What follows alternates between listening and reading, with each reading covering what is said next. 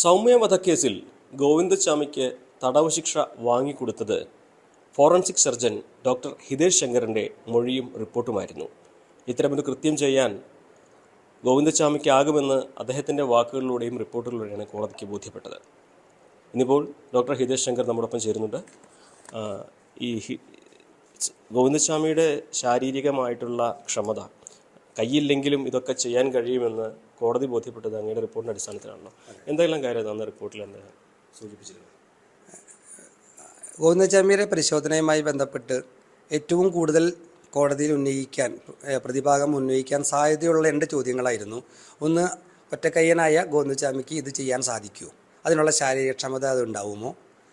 ഒരു കുട്ടിയെ, ഒരു അഡൽട്ടായ ഒരു വുമനെ ട്രെയിനിൽ തള്ളിയിട്ട് അവിടുന്ന് എടുത്തു കൊണ്ടുപോയി ഒരു സ്ഥലത്ത് കൊണ്ടുപോയി കിടത്തി ബലാത്സംഗം ചെയ്യാനും ഒരു കല്ലെടുത്ത് തലക്കടിച്ച് കൊല്ലാനുള്ള ഒരു ശാരീരിക ക്ഷമത ഉണ്ടോ എന്നുള്ളിടത്തോളായിരുന്നു.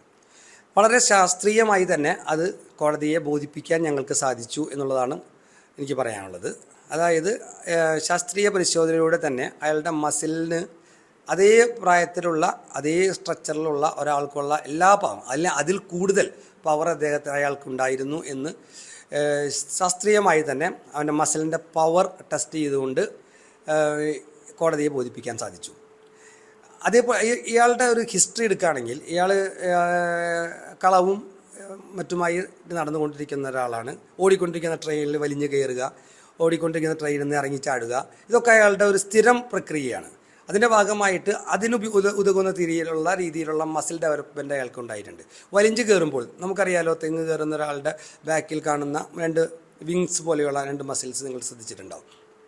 അത്തരം മസിലുകൾ ഇദ്ദേഹത്തിന് വളരെയധികം ഡെവലപ്ഡ് ആയിരുന്നു. സോ അതുകൊണ്ട് ഒരു വലിഞ്ഞ് കയറാൻ, ഒരു കയറമ പിടിച്ച് വലിഞ്ഞ് കയറാനും അതുപോലെ ട്രെയിനിലേക്ക് ചാടി കയറാനും ട്രെയിനിലെ പിടുത്തം പിടിച്ചിട്ട് ചാടി കയറാനും ഒക്കെ ഗോവിന്ദച്ചാമിക്ക് വളരെ നിഷ്പ്രയാസം സാധിക്കുമായിരുന്നു. അതിനുള്ള ശാരീരിക ക്ഷമതയും അദ്ദേഹത്തിന് ഉണ്ടായിരുന്നു. ഇപ്പോൾ നിങ്ങൾ കുറച്ച് കാലത്തും ഒരു ഗോവിന്ദച്ചാമിനെയും ഇപ്പോഴത്തെ ഗോവിന്ദച്ചാമിനെയും ഒന്ന് നോക്കിയാൽ മനസ്സിലാവും. അദ്ദേഹം ഫാറ്റ് കുറച്ചിട്ട് ശരീരത്തിലെ ഫാറ്റിൻ്റെ അളവ് വളരെയധികം കുറഞ്ഞിരിക്കുന്നു. അപ്പോൾ അതിന് പുറമെ മൂപ്പര് ഫുഡ് കൺട്രോൾ ചെയ്ത് അതിൻ്റെ ഉതകുന്ന രീതിയിൽ, അതായത് ഒരു അത്ലറ്റിൻ്റെയൊക്കെ പോലെ ഉള്ള ശരീരമായി അയാളെ മാറിയിരിക്കുന്നു. അപ്പോൾ അത് ഒരു ക്രിയ ചെയ്യാൻ അയാൾ ഉറച്ചുകൊണ്ട് തന്നെ അതിനുള്ള ട്രെയിനിങ് അയാൾ സ്വയം നടത്തിയതിൻ്റെ ഒരു ഫലം കൂടിയാണ് എന്നാണ് ഞാനത് വിശ്വസിക്കുന്നത്. അയാൾക്ക് നിഷ്പ്രയാസം അതൊരു കയറിൻ്റെ മുകളിൽ കൂടെ കെട്ടിത്തൂങ്ങി മുകളിലേക്ക് കയറാനുള്ള മറ്റേ ആ ഒടിഞ്ഞ കൈ വെറും ഒരു സപ്പോർട്ട് മാത്രം മതിയാവും. അത് ശാസ്ത്രീയമായി പരിശോധിച്ചാൽ അയാളെ ബോഡി പരിശോധിച്ചാൽ അയാൾ പോയ രീതിയും മറ്റു കാര്യങ്ങളും കൂടുതൽ വ്യക്തമാവുമെന്നാണ് ഞാൻ വിശ്വസിക്കുന്നത്. ഈ ഒറ്റയ്ക്ക് ഇയാൾക്കിത് ചെയ്യാൻ കഴിയുമെന്നുള്ള ചോദ്യമാണ് എല്ലാവരും ഉയർത്തുന്നത്. കാരണം 3 വലിയ മതില്, ഈ ജയിലിനുള്ളിൽ തന്നെ വേറൊരു ജയിലിലായിരുന്നല്ലോ ഗോവിന്ദച്ചാമി.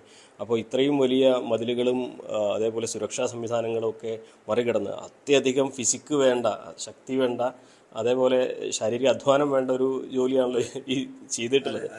ഇതിനുള്ളൊരു കഴിവ് അയാൾക്ക് ഉണ്ടോ? ഒറ്റയ്ക്ക് അയാൾ ചെയ്തോന്ന് ചോദ്യം, ടാർസനാണോ എന്നൊക്കെയാണ് ചോദ്യം ഉയരുന്നത്. അത്രമാത്രം ഒരു ഫിസിക്കൽ സ്ട്രെങ്ത് അയാൾക്കുണ്ട്. തീർച്ചയായും നല്ല ഫിസിക്കൽ സ്ട്രെങ്ത് ഉള്ളൊരു പ്രതി തന്നെയായിരുന്നു.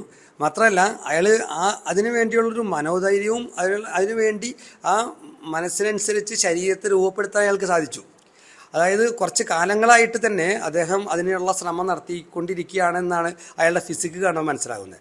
അപ്പോൾ അയാളുടെ ശരീരത്തിൻ്റെ ഓരോ മസിൽസിൻ്റെ പവർ നോക്കിയാൽ നമുക്ക് മനസ്സിലാവും.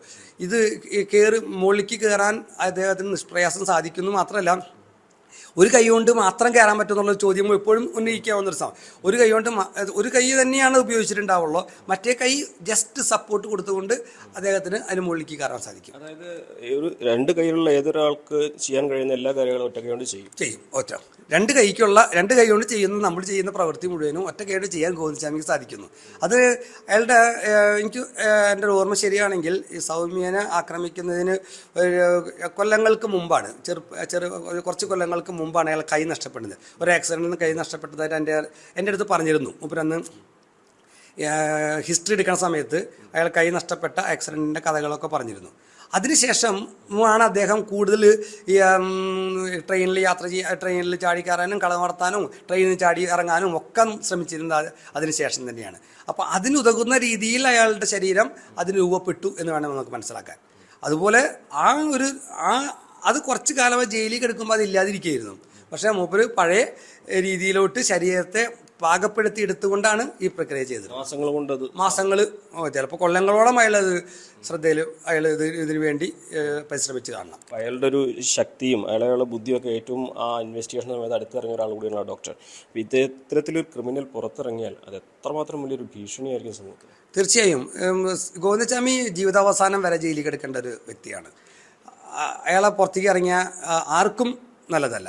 നമ്മളെ സ്ത്രീകൾക്ക് മാത്രമല്ല, ആർക്കും നല്ലതല്ല. അയാൾ എല്ലാം കൊണ്ടും ലൈംഗികാസക്തിയും അദ്ദേഹത്തിന് കൂടുതലാണ്.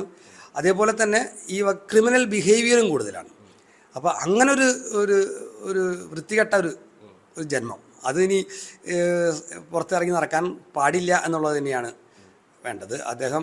അയാൾ അവിടെ തന്നെ ജയിലിൽ ജീവിതാവസാനം വരെ എടുക്കണം. കുറച്ചും കൂടി ഒരു സുരക്ഷാ സംവിധാനമൊക്കെ ജയിലിൽ ഒരുക്കേണ്ടതുണ്ട്. തീർച്ചയായും. ഗോവിന്ദസ്വാമിയുടെ ഒരു ചരിത്രം കൃത്യമായിട്ട് ഇൻവെസ്റ്റിഗേഷൻ സമയത്ത് പഠിച്ചൊരു വ്യക്തി കൂടിയാണ് ഡോക്ടർ ഹിതേഷ് ശങ്കർ. അതുകൊണ്ട് തന്നെ അദ്ദേഹം പറയുന്ന കാര്യങ്ങൾക്ക് മറ്റാര് പറയുന്നതിനേക്കാൾ മൂല്യമുണ്ട്. അതുകൊണ്ട് തന്നെ ഗോവിന്ദസ്വാമി ഈ ജയിലിൽ ചാടിയ സംഭവത്തിൽ മറ്റാരെയും സംശയിക്കേണ്ടതില്ല. അയാൾക്ക് ഒറ്റയ്ക്ക് ഇതെല്ലാം ചെയ്യാൻ കഴിയുമെന്ന് കൂടിയാണ് മുൻ അനുഭവങ്ങളുടെ അടിസ്ഥാനത്തിൽ അദ്ദേഹം വ്യക്തമാക്കിയിരിക്കുന്നത്. മഞ്ചേരിയിൽ നിന്നും CB അനുമോദ്, ന്യൂസ് 18.